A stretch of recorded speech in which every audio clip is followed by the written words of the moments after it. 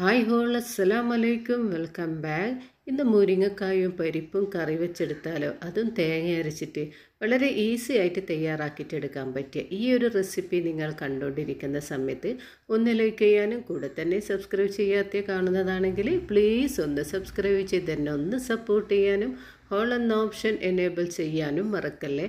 വളരെ ഈസി ആയിട്ട് തയ്യാറാക്കിയിട്ടെടുക്കാൻ പറ്റിയ ഈ ഒരു റെസിപ്പി എങ്ങനെ ചെയ്യുന്നത് നോക്കിക്കളയാം.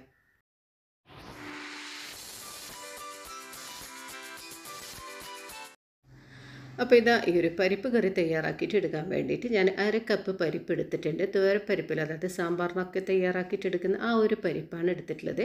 അതിലേക്ക് ഇത് 2 മുരിങ്ങക്കായും അരിഞ്ഞെടുത്തിട്ടുണ്ട്. പിന്നെ ഇതാ ഒരു മുറി വലിയ ഉള്ളി കട്ട് ചെയ്തിട്ട് എടുക്കുന്നുണ്ട്. പരിപ്പ് നിങ്ങൾക്ക് എത്രത്തോളം വേണോ അതിനനുസരിച്ച് പരിപ്പ് എടുക്കാം. പിന്നെ മുരിങ്ങക്കായ് ഒരുപാടൊന്നും വേണ്ട, 1-2 മുരിങ്ങക്കായ് മാത്രം മതി. ഇനി ഇതാ ഇതിലേക്ക് ഒരു തക്കാളി കൂടി അരിഞ്ഞിട്ട് ചേർത്ത് കൊടുക്കുന്നുണ്ട്. പിന്നെ അത്യാവശ്യം ഒരു എരിവ് വേണമല്ലോ ഈ ഒരു പരിപ്പ് കറി. അപ്പോൾ അതിന് വേണ്ടി ഞാനിത് ഒരു 5 പച്ചമുളകാണ് ഇതിലേക്ക് ചേർത്ത് കൊടുത്തിട്ടുള്ളത്. പിന്നെ ഇതാ ഇതിലേക്കൊരു 1/4 ടീസ്പൂണോളം മഞ്ഞൾപ്പൊടി ചേർത്ത് കൊടുത്തിട്ടുണ്ട്. അപ്പോൾ ഈ ഒരു പരിപ്പ് വേവാൻ ആവശ്യമായിട്ടുള്ള വെള്ളം കൂടി ഇതിലേക്ക് ഒഴിച്ചു കൊടുക്കാം. ഞാനിപ്പോൾ പരിപ്പിൻ്റെ കൂടെ തന്നെയാണ് മുരിങ്ങക്കായും ഇട്ട് കൊടുത്തിട്ടുള്ളത്. അപ്പോൾ രണ്ടും ഒരുമിച്ച് തന്നെ കുക്കായി കിട്ടട്ടെ. അപ്പോൾ ഞാനിത് ഒരു മൺചട്ടിയിലാണ് ഈ ഒരു പരിപ്പ് മുരിങ്ങക്കായ് കറി തയ്യാറാക്കിയിട്ട് എടുക്കുന്നത്. അപ്പോൾ ഇതിലേക്ക് ആവശ്യത്തിനുള്ള ഉപ്പ് കൂടി ഒന്ന് ചേർത്ത് കൊടുത്തിട്ടുണ്ട്. ഇനി ഇതിനെ അടുപ്പിൽ വെച്ച് ഒന്ന് വേവിച്ചെടുക്കാം. നിങ്ങൾ കുക്കറിൽ വെച്ചിട്ടാണോ വേവിച്ചെടുക്കുന്നത് അങ്ങനെയും ചെയ്യാം. പക്ഷേ ഞാൻ കുക്കറിൽ വെക്കാത്തതെന്ന് വെച്ചാൽ മുരിങ്ങക്കായ് പെട്ടെന്ന് തന്നെ ഉടഞ്ഞു പോകില്ല. അപ്പോൾ അത് വിചാരിച്ചിട്ടാണ് മൺചട്ടിയിൽ തന്നെ തയ്യാറാക്കിയിട്ടെടുക്കുന്നത്. ഇനി ഇതാ ഒരു മിക്സിയുടെ ജാറിൽ ഞാൻ കുറച്ച് തേങ്ങ എടുത്തിട്ടുണ്ടായിരുന്നു. അപ്പോൾ ചിരവേണ്ട മടി കൊണ്ടാണ് ഇതുപോലെ ഒന്ന് ചെറുതായിട്ടൊന്ന് കട്ട് ചെയ്തിട്ട് എടുത്തിട്ടുള്ളത്. ആദ്യം ഒന്ന് ആ ഒരു തേങ്ങ മിക്സിയുടെ ജാറിലിട്ടിട്ട് ഒന്ന് എന്താ പറയുക ചതച്ചെടുത്ത് അതിനുശേഷം ഇതിലേക്കൊരു പിഞ്ചളവിൽ മഞ്ഞൾപ്പൊടി കൂടി ചേർത്ത് അരപ്പിനാവശ്യമായ വെള്ളം കൂടി ഒഴിച്ചു കൊടുത്തിട്ടുണ്ട്. ഇതിനൊന്ന് അരച്ചെടുത്തിട്ട് വരാം. അപ്പോൾ ഇത് തേങ്ങയുടെ അരപ്പ് ഇവിടെ റെഡി ആയിട്ടുണ്ട്. നല്ല ഫൈനായിട്ട് തന്നെ ഇതിനെ ഒന്ന് അരച്ചെടുത്തിട്ടുണ്ട്. ഇതിൽ ഞാൻ മറ്റുള്ള ചേരുവകളൊന്നും ചേർത്ത് കൊടുത്തിട്ടില്ല. നിങ്ങൾക്ക് വെളുത്തുള്ളിൻ്റെ ഒരു ഫ്ലേവർ വേണമെന്നുണ്ടെങ്കിൽ ഒരു അല്ലി വെളുത്തുള്ളി തേങ്ങയുടെ അരപ്പിൻ്റെ കൂടെ ചേർത്ത് കൊടുത്താലും മതി.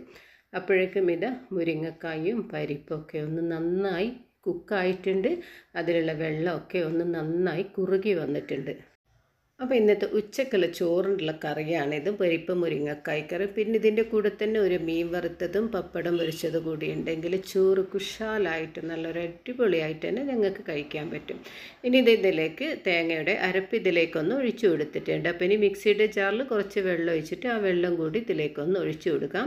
എന്നിട്ട് ഇതിനൊന്ന് നന്നായിട്ടൊന്ന് ഇളക്കി യോജിപ്പിച്ച് കൊടുക്കാം. അപ്പോൾ ഇതാ ഈ ഒരു വീഡിയോ നിങ്ങൾക്കൊക്കെ ഇഷ്ടമായില്ലേ? അപ്പോൾ ഇഷ്ടമായിട്ടുണ്ടെങ്കിൽ നിങ്ങളെ ഫാമിലിക്കും ഫ്രണ്ട്സിനൊക്കെ ഒന്ന് ഇത് ഷെയർ ചെയ്ത് കൊടുക്കുക. ഇതിൻ്റെ അഭിപ്രായങ്ങളൊക്കെ എന്നെ ഒന്ന് കമൻറ്റ് ചെയ്യാം. ഒരുപാട് വെള്ളം ഇതിലേക്ക് ഒഴിച്ചു കൊടുക്കേണ്ട, കുറച്ചൊരു കട്ടിക്ക് തന്നെയാണ് ഈ ഒരു പരിപ്പ് മുരിങ്ങക്കായ് കറി തയ്യാറാക്കിയിട്ട് എടുക്കേണ്ടത്. അപ്പോൾ ഞാനിപ്പോൾ ഒന്ന് ചെക്ക് ചെയ്തപ്പോൾ ഇതിൽ കുറച്ച് ഉപ്പിൻ്റെ അളവ് കുറവുണ്ടായിരുന്നു. അങ്ങനെ ഞാനിതാ കുറച്ചുകൂടി ഉപ്പ് ചേർത്ത് കൊടുത്തിട്ടുണ്ട്. തേങ്ങ ഒഴിച്ച് കൊടുത്തു കഴിഞ്ഞാൽ പിന്നെ ഒരുപാടൊന്നും തിളക്കണ്ട കേട്ടോ. ആ ഒരു സൈഡ് ഭാഗത്തു നിന്നൊക്കെ തിളവന്ന് കഴിഞ്ഞാൽ തന്നെ അടുപ്പിൽ നിന്ന് ഇറക്കി വെക്കാം.